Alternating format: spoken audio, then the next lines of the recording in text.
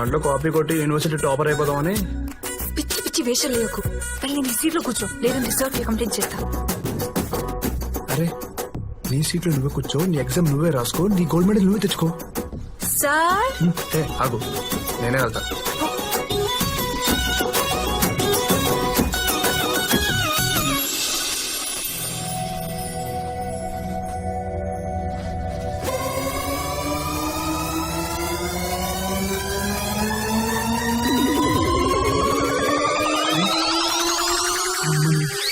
Text book మొత్తం dress మీద xerox ఇస్తావు కదే.